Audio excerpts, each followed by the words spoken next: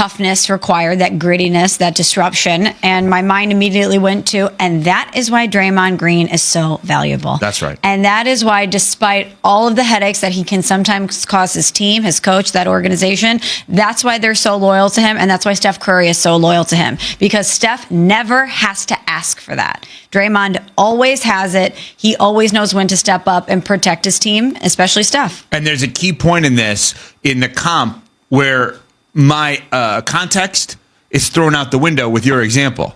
I said dust off PJ Tucker because most people don't know he's still in the league, and most people don't know he's on the Knicks. Draymond never has to be dusted off. He's always playing with Steph at all times. There's no dust off there. No, he's always ready to go. Okay, so Shams Charania, ESPN senior NBA insider, was on with Pat McAfee yesterday. They were live outside of the arena in Indy. A great scene there before the Pacers' huge win, game number 4. They're up 3-1 in the series. All the games, of course, here on ESPN Radio. And Shams gave an update as to what's going on with Giannis. He is open-minded. He is right now in the process of figuring out, is my home, my, I guess, forever home going to be in Milwaukee, or is it time to go pursue a championship somewhere else? I'm told that process is ongoing. There still has not yet been a big moment of truth meeting, I'm told, between the Bucks and Giannis Antetokounmpo. That will happen at some point in the offseason, but the Bucks are operating as if, listen, loyalty's going to win out. We're going to have Giannis there. He's been there for 12 years. You know, a player like that, loyalty means a lot, equity means a lot. And so the Bucks are banking on that. They're banking on a gap year, essentially. All right, so you hear that, and you think what about the latest with Giannis? Well, I understand that loyalty means a lot, and I certainly understand equity meaning a lot, because Giannis has built the Bucks into a championship organization, and he does have so much autonomy there, and he's comfortable there. He's talked at length many times about how much he loves Milwaukee and he loves that organization. But my mind immediately goes to, in the landscape of today's NBA, why would you be loyal to an organization? None of your peers are. Mm-hmm.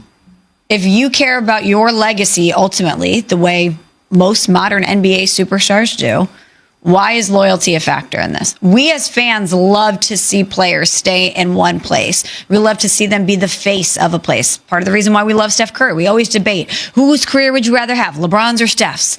And when we talk about Steph, in addition to the championships and the transcendent nature of his game, we talk about Golden State being his forever home. So I understand the allure of that. But I also understand, if you're a modern athlete in today's NBA, you have to do what's best for you, and you have to put yourself in a position to win.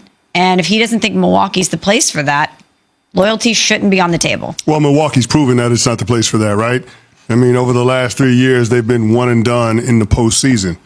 And it hasn't been for a lack of trying when it comes to retooling the roster, when it comes to switching it up at head coach. They've had a lot of different voices in that organization, a lot of different supporting casts, and none of them have been good enough to get Giannis back to the championship round. So if you're a player that's on the wrong side of 30, knowing that your prime is coming sooner rather than later, why would you want to waste any more time in Milwaukee for the sake of loyalty? To me, that just doesn't make any sense. Mm-hmm. Yeah, I still believe he's going to stay. I do. I will say that watching that game last night had me going back to something that Nuno has been saying, our producer, which is, I wonder if the meeting is delayed because he wants to see the outcome of the rest of the season, knowing that, let's just say the Knicks, for example, if the Knicks are a team he's considering going to, if he is considering leaving, he can't go there if they win a championship, or he wouldn't go there if they won a championship. He wouldn't join a championship team, or maybe he's thinking about OKC and same kind of thing. Doesn't want to be a front runner. You have to look at me in the way that you look at me on that. Interesting. But I think that that's kind of similar to KD, right? When the Warriors lost. I mean. He doesn't want to wear that. Yeah. So I think that if you're a Knicks fan and you're basically acknowledging the season is basically over, great season, so many likable guys, went deeper into the postseason than you probably thought you would, because you probably didn't think initially you'd beat the Celtics, right? So kudos to them. But you're already thinking about Giannis, are you not? Because you've already built the trade in your head with Karl-Anthony Towns and Mikal Bridges. I mean, you're pretty comfortable with that concept of trading those two guys. The problem is, you're going to have to get a third team involved, right? Well, yeah, you got to get no, not based on players, but based on picks. Knicks have none to give them. Well, no, based on players, because if you're the Milwaukee Bucks, do you want both of those guys? See, that's the thing. That's the part that wouldn't make sense. Right. So this is where the hardest part of this Milwaukee thing is with Giannis. And this kind of captures all of the postseason. So if you think about the logical Giannis teams, Oklahoma City, San Antonio, Houston, the teams with all of the assets, all of the resources, if Oklahoma City wins it all this year, which I think we all believe they're going to, why would Houston and San Antonio not just say, you know what, they're on to something? Let's just keep these guys together and not do it because 2 for 1, 3 it for feels 1. like that's the trend of the NBA. Right. Right? It's a copycat league. Totally. So then so let's just say they look at that and San Antonio says, we got all these guys and we have all these picks. Houston says, we got all these guys and we have all these picks. Because matching up with Oklahoma City is not just matching up with Shea, it's matching up with like 8 guys. Yeah, it's matching up with their bench. Yeah, Right. you need depth. Yeah. So they got that if they keep these picks together. Which is why you'd have to get a third team involved because the Knicks don't have any picks. They Right. have a maximum of 1 tradable first-round pick. Brooklyn has an unprotected 27, 29, and 31 pick from the Knicks. So if you're going to try to trade for Giannis, you're going to have to get a third team involved because I'm assuming that Milwaukee is going to want a boatload of picks. And the third as they team, should. Right. The third team in that scenario is pretty clear to me. And that's the team that owns their picks, which would be Brooklyn? the Pelicans. No, the Pelicans own the Bucks picks. Oh, the Bucks picks. Okay. And if you theoretically think about Karl Anthony Towns next to Zion, it actually makes a lot of sense in terms of basketball. Point is this.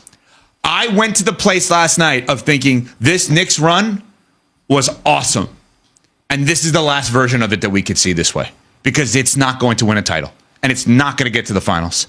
And there are other teams around the East, Cleveland, Boston, if healthy, that have a chance to maybe get a little bit better in a way that is different than the way the Knicks have right now, unless they go all in for a guy like Giannis. I just don't believe if Brunson and Cat are on the floor at the same time in the modern day NBA for an entirety of a game, you can get to the finals that way. They're both awesome players. Every team in the league would want both those guys. I just don't know that you'd want both of them together. They're too similar, even though they look nothing alike in terms of their size and height and everything like that. I think it's less about I don't think that. you can do it. I think it's less about that, and it's more about having more help for Jalen Brunson when it comes to being able to create and initiate offense. There's only one guy that can create offense for the New York Knicks in and of himself, and that's Jalen Brunson. Mm-hmm. Karl Anthony Towns was great in that fourth quarter in Game 3, but consistent, reliable, being instant offense, there's only one guy. And so it's similar to the conversation we were having about the Minnesota Timberwolves with Ant-Man. They just don't have another guy that they can rely on if their number one star doesn't have his number one pitch. And I guess that's the biggest issue. I love Jalen Brunson as a player. I don't think he's the best player on a championship winning team. And that's the point. That is the difference between that and Minnesota, right? Minnesota's down 3-1. At no point has anyone said Ant can't be the best player on the team. You just said that about Brunson. We got to get to that.